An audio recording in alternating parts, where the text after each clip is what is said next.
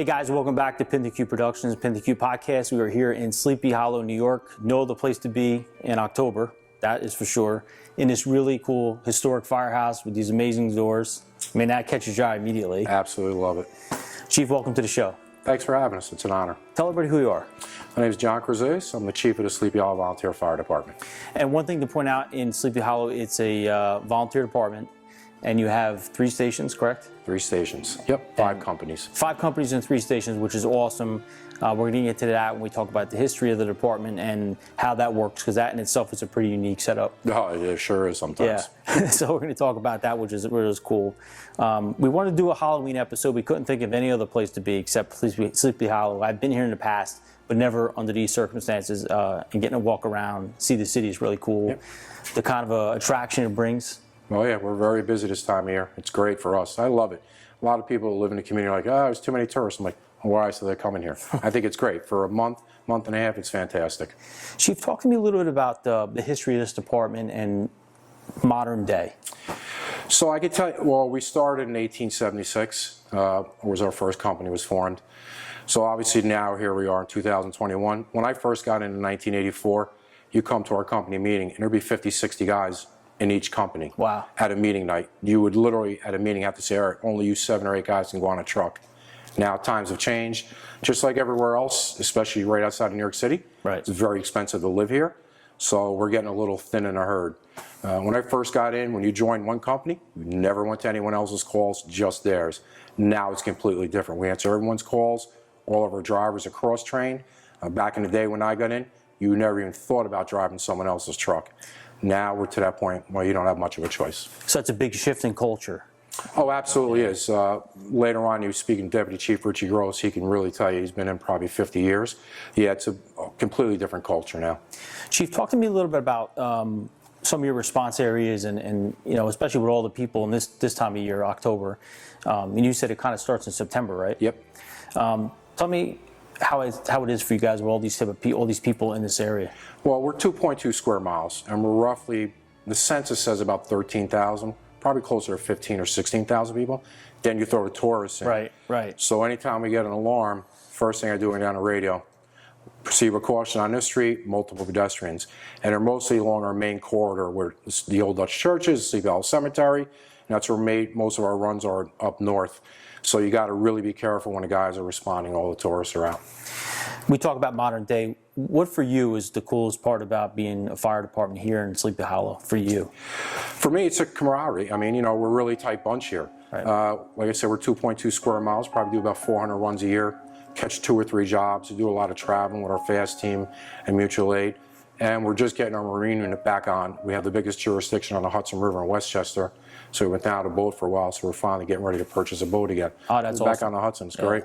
And that's certainly going to boost a lot of morale too. That's a whole nother aspect of the department that you offer. Absolutely. The other thing was we did a LOSAP program we talked earlier. If anyone doesn't know, it's Length of Service Awards program. It's basically retirement for volunteer firefighters. We're one of the last ones in Westchester County to get it. So it's a recruitment and retention tool. And so far it's worked out. So what it does is the members that are here, they have to make X amount of alarms, drills, and everything else. You have a point system. So it actually brings more people out to alarms. Right. We're getting people to come out to drills. We're having more drills. More people are coming out to meetings. We're having more meetings. So it's actually a very good tool. So if anyone out there watching, if you can get it in your community, do it. Yeah, it's a great incentive program for just what you said, trying to get more involvement. And again, that's a big shift in culture from back in the day when you didn't have to do that. Absolutely. Yeah. When I first got in, like I said, you'd have to beat guys off the truck with a stick or get there quick, and not now. You know, now it's, we average probably 9 or 10 per run, which is pretty good for us. But in the daytime, we're really struggling. I work for the DPW in the daytime, Department of Public Works. And there's 5 or 6 guys that are down there, and we have a couple guys that are retired, so we do okay in the daytime. But again, when I was younger, there'd be 20, 25 guys rolling in the daytime. We also had the General Motors plant down at the far end of town. It's not there anymore, so if there was a big fire, they would let all the firefighters out of there. Wow. Most of the people who worked there lived in the town, so most of them were firefighters, so I used to empty General Motors when we had a really big fire. So it's not that way today, but we hold our own. Good for you. Talk to me a little bit about what this means this time of year for you guys as a fire department. I mean, do you take advantage of that? We 100% do. So we are volunteer, and our budget is supplemented by taxpayers. It's a very small budget. So we have a charity. We donate to a scholarship fund every year, so we have to raise funds for that. That's great. If we have a big fire, we have a big meeting, we have to buy our own food. We can't use the village budget for that. So this time of year is great for us because we sell T-shirts. We have a block party. We have a street fair. We have 4 or 5 events in a month, and we set up shop right on our main drag. And I can't tell you how many T-shirts we are. I'd love to give you guys T-shirts, but we're all sold out. We have more coming in. You just sold out, right? Yeah, we absolutely sold out. People hit us up on Instagram and Facebook. Right. We had one specific design with a pumpkin. It's a new design. Yeah, we saw it. It's awesome, man. It sold right out in 2 seconds. So we're going to get them back up and running, but most of our fundraising comes through that. And we also do a boot drive on our main drag. So we catch all the tourists, and we do very well there. So that keeps us going through the rest of the year. And want to have picnics or stuff like that. And like I said, for our scholarship funds, we donate a lot of money to charities too. That's great. So we actually have a Halloween shirt for breast cancer awareness. So we give the money to the Susan B. Komen Foundation. Oh, that's great. That's awesome.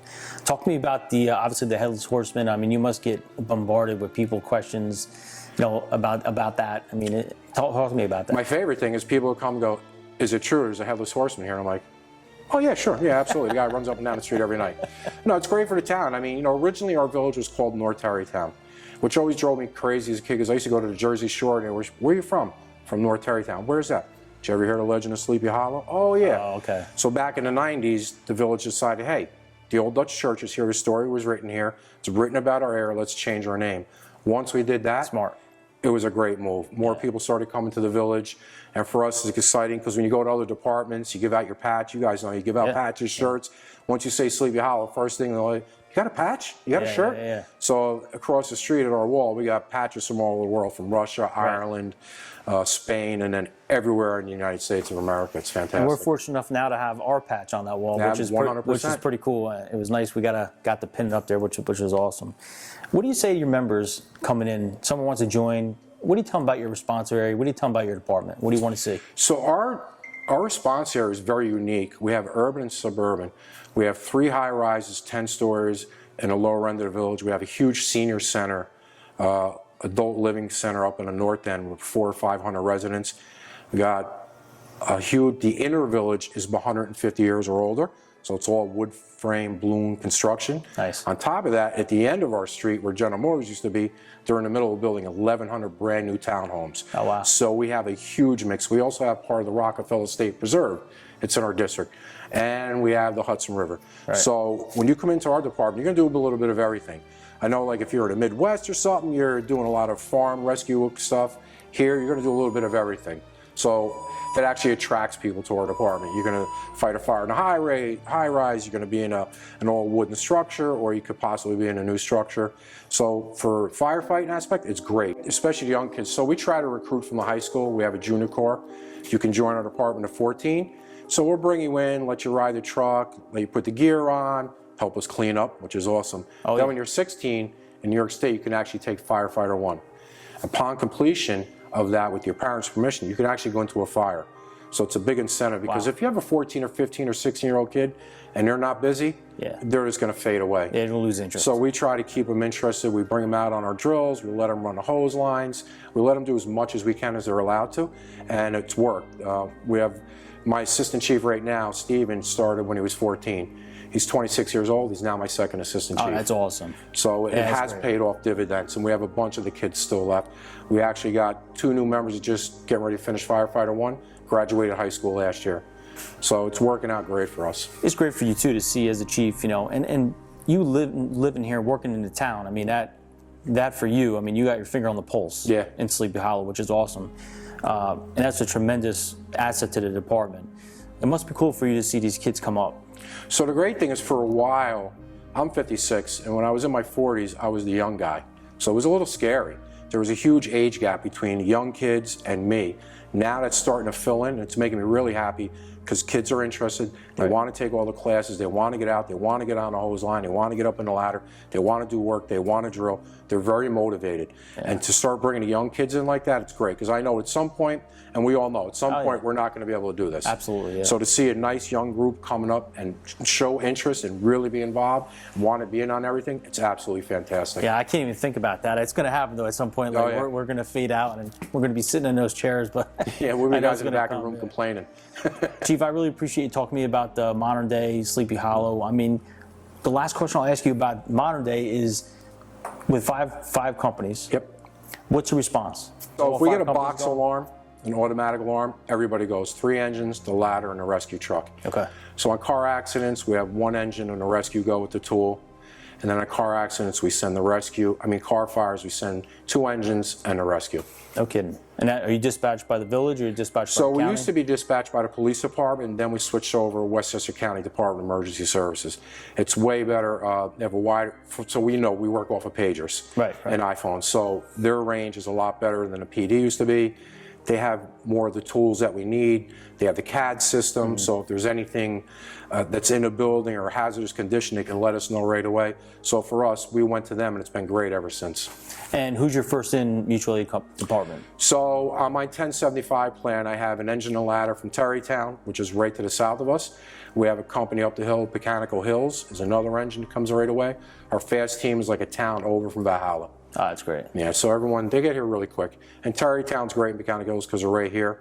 So, and we're all in everyone's 1075 plan. That's awesome. So something bangs off. First of all, everyone's at the firehouse listening to the scanner. Oh, yeah. So if we get dispatched or something, like people will start calling me, like, hey, what do you got? I'm like, yeah, I'm the chief. I'm trying to be in charge.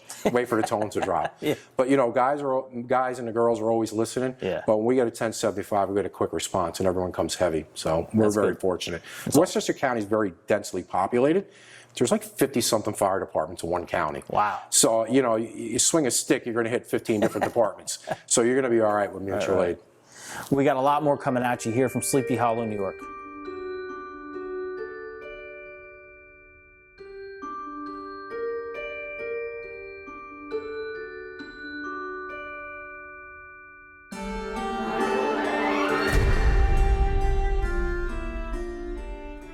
So continuing our great visit here to Sleepy Hollow, Fire Department here at Sleepy Hollow, New York.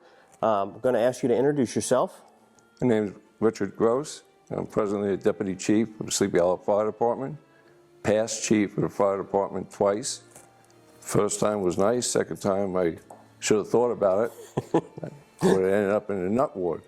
But I enjoy this fire department, and I enjoyed my time in there also. Awesome. So Chief Gross, we walked up into what I'm going to call the fire history throne. I'm thoroughly amused with everything that I see up here, and I feel like I should be, bowing down up here, as you guys say. Tell me a little bit about this room. What do you call it? What's going on up here? People across the street, they call it the temple. The temple. Because generally this place is immaculate. The history of the village and the fire department is all in scrapbooks over that wall. They go back to 1900. Wow. There's a couple of clippings in there that go back to 1890, 1893.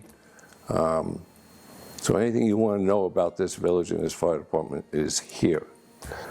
Now, Chief Gross, do you see a lot of members that come up here and peruse through stuff? Do you get new members that'll come up here and spend some time and look through things? Yeah, any members that we have from out of town that come here are amazed at this room. They would love to have this room in their firehouses. As you can look around this room, all you see is memorabilia. We have the first hose jumper that we had. Which is amazing that you guys still have that. Yeah, and in fact, that was loaned to the Mechanical Hills Fire Department when they started their fire department. We gave them that hose jumper to use. When they got their own equipment, they naturally returned it to us. Right. And we've kept it in good shape. It's been in parades. When we do have to use it, we have to take the wheels off, and they have to be soaked in water so that they will expand to keep the metal band that's around the wheels. Wow. Yeah, it's a little bit of a chore to do it. Now, Chief Gross, let me ask you: do you find that members want to take part in preserving this history up here? I mean, this is when our viewers see what is up here, I mean, I'm just amazed not only at how much you have, but the condition that it's in. How do you guys focus on keeping everything so preserved? We've been looking into preserving these scrapbooks, but the cost is astronomical. Sure. So we do the best we can with the books. Like I say, some of the older ones are starting to turn yellow, and they're getting very rigid, and they can break very easily. I know some companies kind of make it a priority to teach their new members the history of the company. I mean, I'm huge into fire history books, history of the company, where you came from. Do you find that you guys really, when you get a new member and you get a probationary fireman, do you try to make the history of the company, a part of their training regiment when they start here? Yeah, when we do bring in a new member, we open the doors to them. This is your firehouse.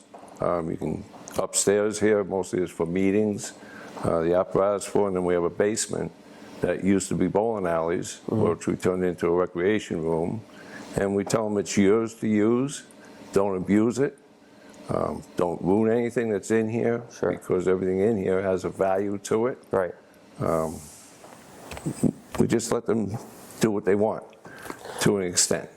Yeah, I mean, this is a tremendous asset and tool to have, and I would like to think that as a new fireman or someone that comes in here, I mean, you'd want to spend tons of time up here, because I would want to spend tons of time going through everything. I mean, you have a bookshelf over there with tons of books, countless trophies as I look around, awards, plaques.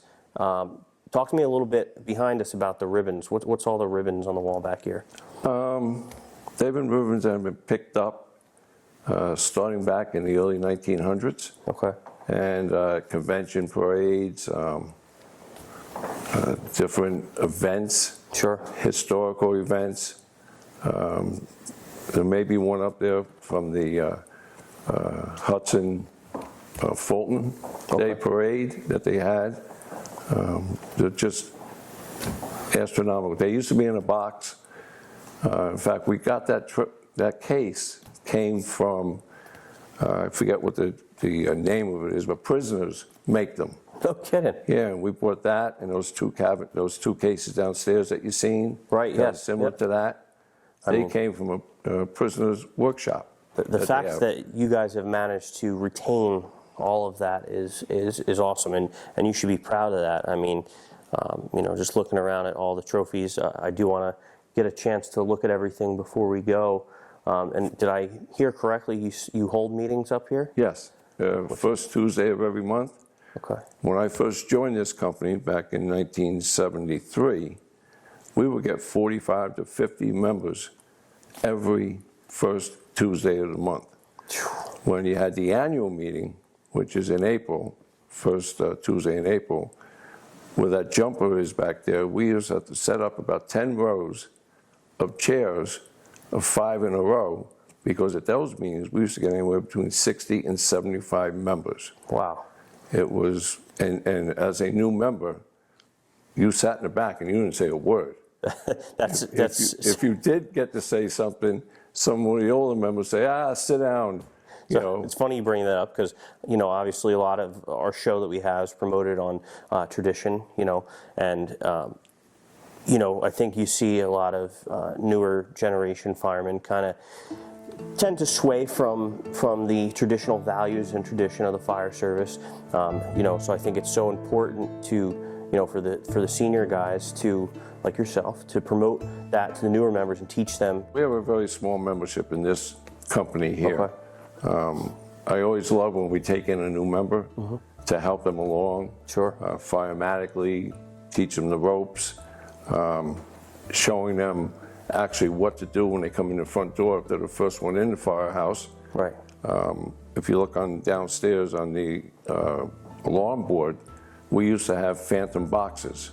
Okay. And we had in the streets, we actually had pull boxes. But there has to be anywhere between 60 and 75 different locations. Right. Try to teach them, and we used to have a phone.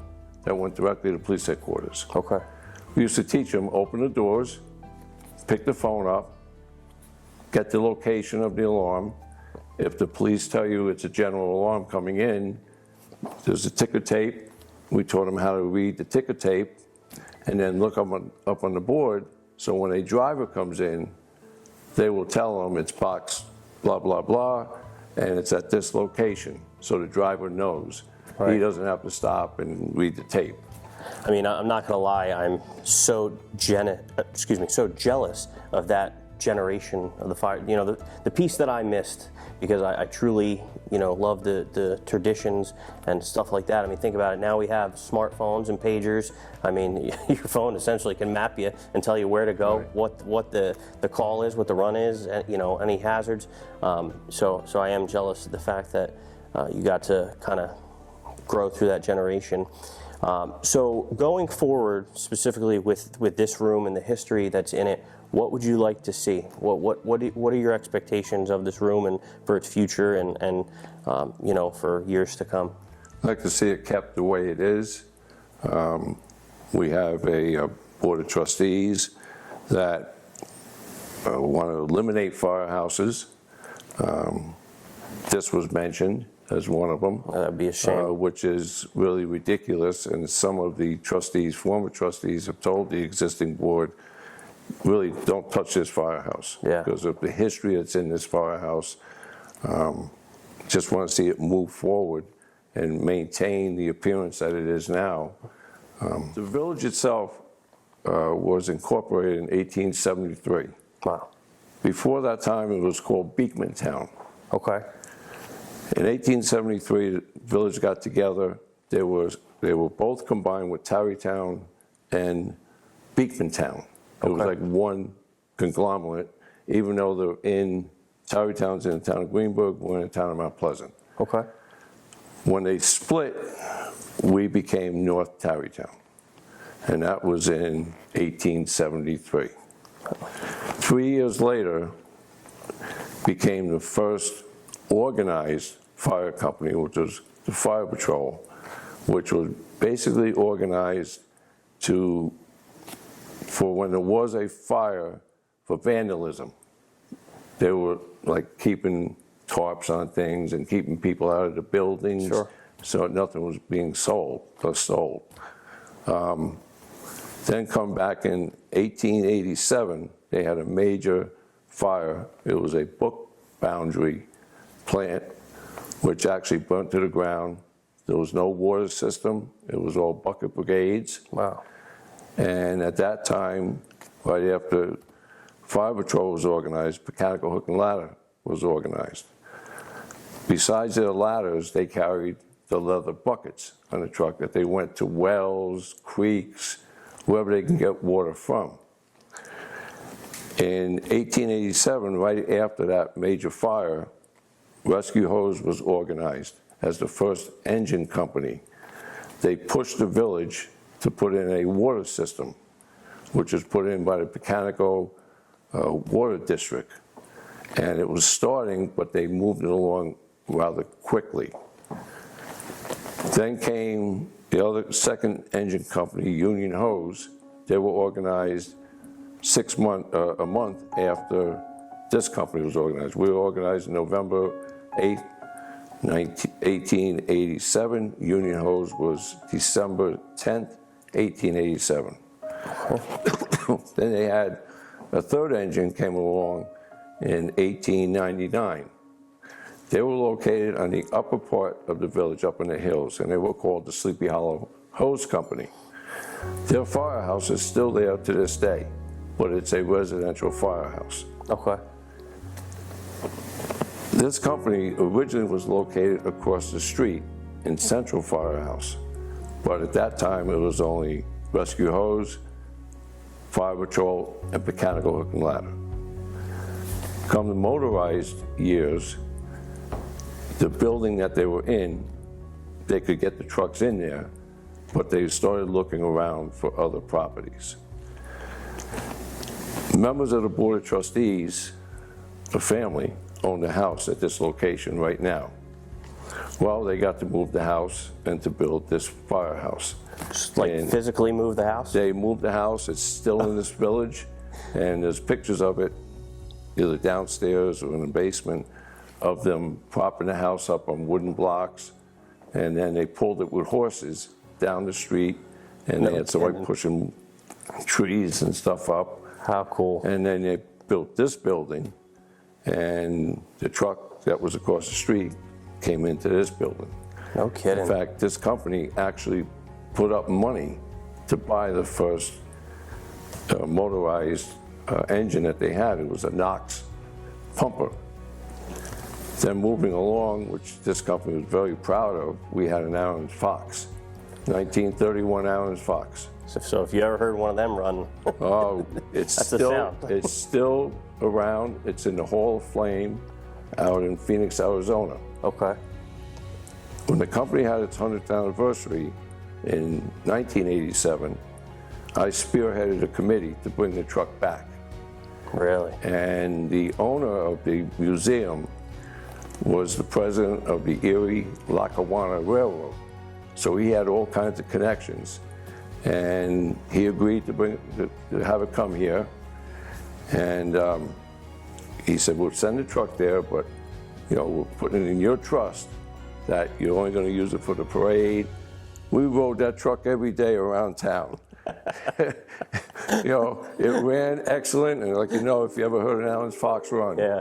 this had an Allen's Fox it's a engine sound. in it. It's a It sound. was a 1,000-gallon pumper, and it lasted us from 1931 to 1960 Wow. when we bought a Mack truck. Then we just progressed along with Pierces and other Pierces.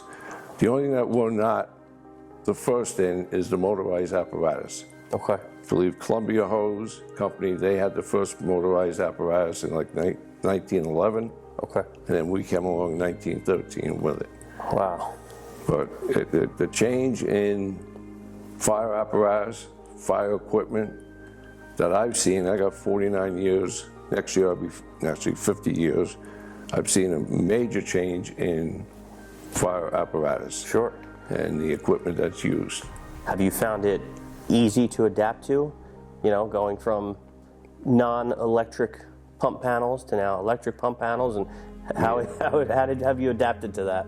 I can adapt very easily. Yeah. It's hard training drivers Sure. that are members of the ladder companies or a rescue company for them to understand the workings of a centrifugal pump. Right. And it's difficult, but they do pick it up. I had to give one guy a crash course in how to work the pump because our drivers list, we used to have 15 drivers. Okay. We're down to basically about 5 drivers. Wow. So we do have the cross-trained drivers that will come over and assist in getting the truck out. Because you don't want the truck to sit idle, because that's all you need the village to find out that the trucks are not getting out and they'll be on their high horses. But Then you can't justify a new one. the hose and the Scott packs. Right. When I first joined, we had the canister packs that hung in front of you. Sure. I don't know if you remember those type. I've studied up, but I wasn't around for it. But definitely not. There's a but- little tab on the bottom that you had to take off to activate the carbon in it. Sure. And you couldn't get it wet. Right. If you got it wet, you were creating cyanide gas. That's a problem. Yeah, then they went to the Scott 1s, the Scott 2s, and now they got the 4.5s. Right. Which Things is have a big definitely advancement. evolved. Like I said before, I'm definitely minorly jealous of that time period where I think it would have been just a great time to be a fireman. But listen, Chief Gross, like I said, the knowledge that you have is amazing, and the knowledge, or I should say the history that this company has is just simply amazing. I was blown away by the things that I see and hear. So again, I am so grateful that you sat here and talked to me about it. I'm sure I'll talk to you a little more off camera, but it was great talking to you. Thank you very much. Chief Gross. Enjoyed it.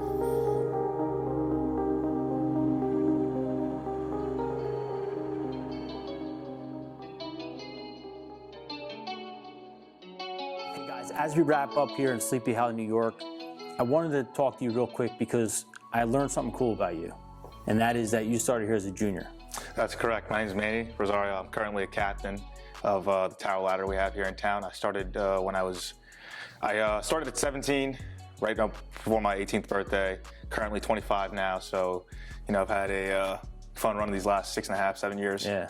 Any family at all in the fire department? No, I'm the first in my family. So first generation. First generation. Tell me what it was like for you being in your family as a first firefighter. What was it like? My parents at first were definitely skeptical, Yeah. so they were not too approving of it. But the more involved I got in it, the more they saw that I was passionate about it. Right. The more they noticed I was with a good group of people. They were definitely happy that I made the right choice for myself, and now they're couldn't be more proud of me. Talk to me about what it was like for you to join. I mean, we talked about your parents. What was it like for you to join? I mean, you're walking into something totally different. Oh yeah, I was the one friend in the group that wasn't in the fire department, so I had no knowledge of it at all. Right. Totally outside to me. No, you could ask me like something back then, I was like, I have no clue. I gotta talk to these guys about it. But coming in, open arms, warm welcomes, and having guys like Richie, like Johnny, a bunch of older guys that I had mentored me and show me the ropes. It's definitely great, getting to where I am now as to where I was back then. Absolutely. Going around second time as a captain now, going up for my third in April. So just really honored at where I am now, and aspire to do great things. Tell me what it's like for you to be a firefighter, and are you telling people, hey man, you got to do this. This is awesome, man. I started out, and look at me now. Are you doing that? Yeah, I got a lot of people ask me what it's like. I tell them, I give them a warning. It's not for everybody. It's not everyone's cup of coffee. That's a good point. That's something that they got. It's a lot to take out on you. It's a lot of demanding, right away. Like Johnny said, it's at least 180 hours now of just training. When I went through it, it was only 100. Right. But again, in the fire service, we're always progressing. And 80 hours is a lot. You talk about 180 hours, yeah. And I'm 25, like I said. Guys that are older than me. You started 100, now it's 180. Just think about that transition in your little bit of time. Right. Yeah, no, it's a lot, for guys that are going in now that are, a little younger than me, that can handle it, kids are young, but if we have like guys that are older than me that are starting the fire business, it's hard, they have a life. Like Johnny said, we're 100% volunteers, so we do a lot of things on the outside of this place, but we put the work in, we put the time in, and it shows. Talk to me about what this department means to you personally. I take great pride in being in this department. It's it's Sleepy Hollow. Right. I get asked all the time, is it the Sleepy Hollow? I said no. It's the bread and butter. It is what it is. I get asked about the legend all the time, and I give my little intake on it because I ended up learning a little bit more than what people are told. So it's good to share my knowledge. And what's that? So from what I've been told, actually the legend of Sleepy Hollow, it's a real story, but with a little fictional twists and tweaks there. So the Headless Horseman, German mercenary from that we had from Britain, and he was sent to kill people that revolted against the British Revolution. No kidding. So yeah, he lost his head in battle, and then that's where the legend starts to take over of people seeing him still. People are ending up dead, missing heads. But yeah, it's a real historical story with some minor fictional twist to it. And that makes the town so fun, right? I mean, it's what brings the people in. Absolutely, yeah. So it's good to be part of that. I grew up in this town, If I see him, by the way, I'm going the other way. Yes. I'm going to tell you, I'm going to put that right now. Yeah. Fire buildings, no problem. But Headless Horseman, that's where I got to draw the line. Wielding a broad axe, you might want to turn the other way. It's cool for you to be in a department that has such a cool culture. And what's it like for you at your age to see the inside of a place like this, like the history of the fire department? Talk to me about that. It's awe-inspiring. There's no words that can describe it. I still remember my first time coming through these doors and just seeing the history. And it's, even to this day, I'm looking around now and it's just like I missed out on the good stuff. I grew up in the wrong generation. Dude, that's such a good thing. I absolutely agree with you, man. Because I feel like that too. I mean, we missed out on some really cool times in the fire service. Like the humble beginnings of the fire service, right? Yeah. And the history. I mean, I just love how the fire department keeps the tradition alive here. I mean, it's all right here. It's right in our face. Yeah. What an opportunity. Hey guys, we're still upstairs here in what Chris called the museum. I think you also called it a museum. Well, that and the temple, but yeah. I may fall asleep in this couch because it is super comfortable. Chief, a couple things. One of the things that I liked about your department was how diverse it is. Talk to me a little bit about that. So the village of Sleepy Hollow is a very diverse community. Even when I was younger, it was Irish, Italian, Cuban, African American, Czechoslovakian, everything.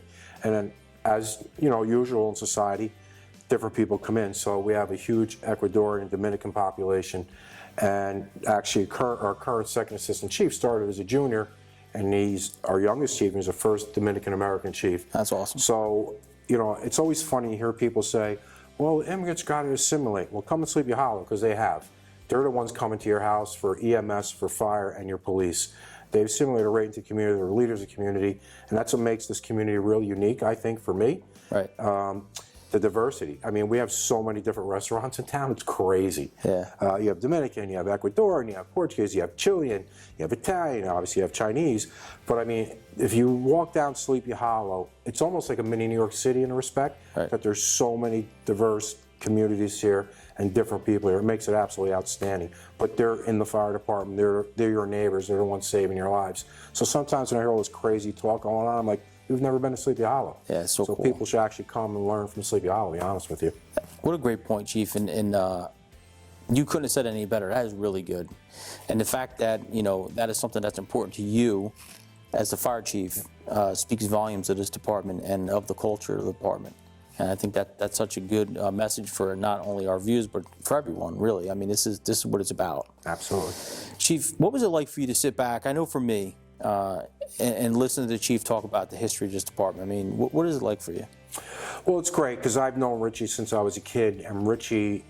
So when I first became chief, I've been like Richie's been chief multiple times. So I've been in the ranks since around 1996. Richie was my mentor. He was ahead of me. So he was a great guy to learn from, just firematic-wise. Right. But the history that he is a walking history book, as you saw. I mean, anything you ask that guy about this fire department in this village, he knows. So him being in his building is perfect. They're almost connected at the soul. Absolutely, Building and Richie. So I love talking to him about like the older things in the village. I'm 56. I know a lot of stuff about this village, but he knows even way more.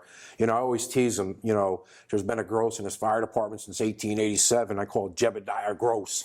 But it's almost true. I mean, you know, he'll tell you, oh, my uncle Siegelbaum Gross was the first guy that drove a horse in the village for a fire truck.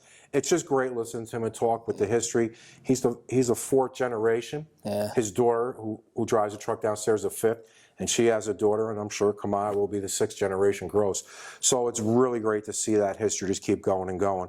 But he's just a world of knowledge, man. He's just absolutely awesome. I mean, we're approaching 50 years in the fire service, and that it is some feat. And you know, at 49 years, to be able to sit here and have that experience and listen to him talk and listen to the history of this department and the passion that he has. You know, this is what we're trying to tell guys and girls in the fire service right now. This is why we did this show, you know, to let people know, like, this is what it's about, man. It's about our culture, our history, our traditions. Yeah, the new trucks are great and the equipment's awesome, the training's great. But to be able to sit on a couch like this and talk to guys and learn about the history of this department, it's awesome. Well, when I first got in, like my father's generation or Richie's father, they were still around, they were still very active. So as a young kid, I would come in and just listen to their stories from the old days. Then they tell you some really crazy stories I won't mention on camera. But then you're like, wait a minute, you like go to church on Sundays, really?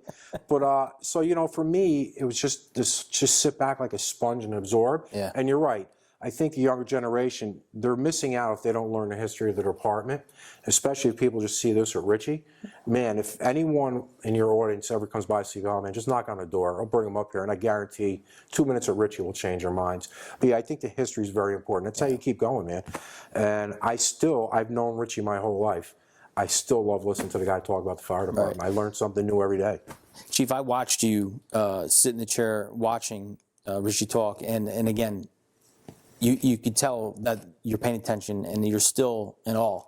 I really am. It's incredible. I mean, I don't want to tell him he's sitting right there. Yeah, we don't want to big get headed and stuff, but it's absolutely true. He's just a walking history book, and that's the bottom line. Not a lot of people will do that. So, you know, to your point, yeah, man, the younger generation, sit back and talk to the older members. Go upstairs, look through your records.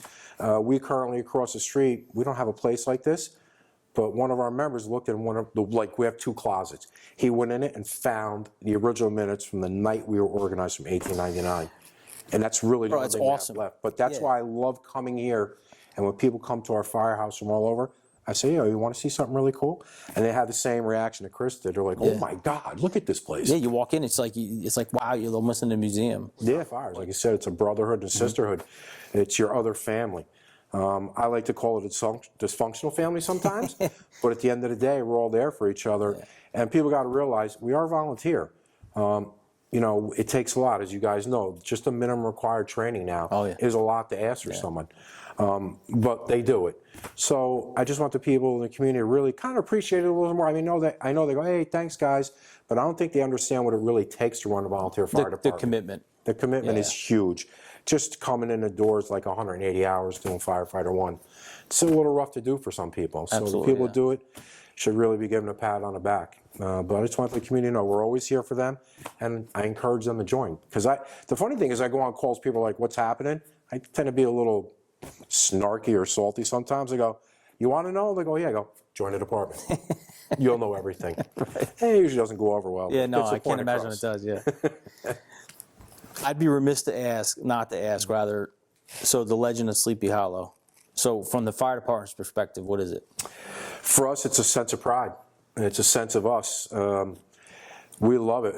If you'll notice, some of our T-shirts are going online. A new one which says, don't lose your head. People love it. I mean, and if you look at our truck across the street, it's orange and black, and eventually the whole department's going to be that way. That's cool. So for us, like New York City's New York City, you know what I mean? So your smaller towns, I mean, they have an identity, but we're actually recognized worldwide. Outside of Salem, Massachusetts, when you think about Halloween, it's us. Yeah, absolutely. So it's great. Anytime I go somewhere, if I'm wearing, you're really from Sleepy Hollow? Yeah, man, it's awesome. And the best is people go, does a horseman really ride up and down the streets? Oh, yeah, all the time. But it's great. And especially at Halloween time, it's fun. It's great for the village. I love it. So tell our audience, like, what's the tale? So roughly, just in a nutshell, it's kind of a twisted love story. One guy had eyes for another guy's girl. And then at the end of the day, there was a curse put on him. Then he chased Ichabod Crane across her bridge and threw a pumpkin at his head. It's a lot longer than that and way more to it than that. But it's basically a Headless Horseman as a spirit rides around with a flaming pumpkin on his head, trying to seek vengeance because someone stole his girl. Yeah, that would upset. But at the end of the day, it's love. It's crazy. It's a 4-letter word. So there's the story of Sleepy Hollow, because I know on the way here, Chris, I need to know what happened. I need to know exactly what happened. So buy the book. It was really more for Chris than it was for the audience. But buy the book. Google it for you young kids out there. You don't know what a book is. Yeah, the audio book. You can listen to audio book. We got a 2-hour ride back, so we can listen on audio book. Absolutely. In the story. But Chief, listen, thanks so much for having us. It was such a great opportunity for us as part of the show to come check out Sleepy Hollow.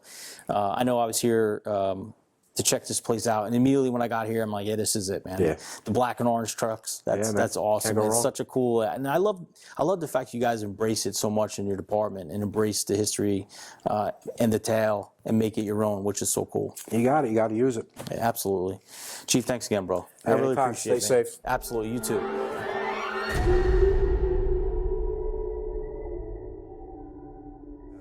Thanks so much for talking to us. It was really cool to get your perspective as well, and the senior guys in the house and this department as a whole. Final thoughts, anything you'd like to say? Hopefully, the audience is watching, come out, see Sleepy Hollow every now and then. You'll see me, you'll see all those other guys. We'll show you around. We're good people.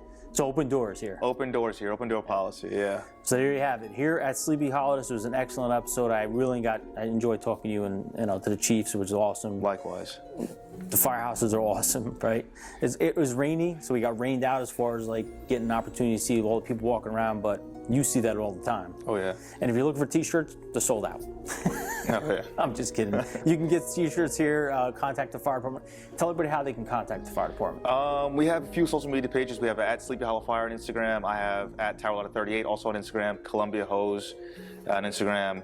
SleepyHollowNY.gov. It's our website. Awesome. You'll see links for merges.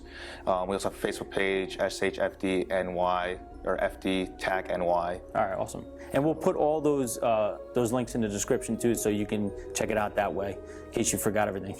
Because I already forgot what you said. All right, guys, thanks so much for popping in. More to come here at PintheQ Productions. Take care, be well, and happy Halloween.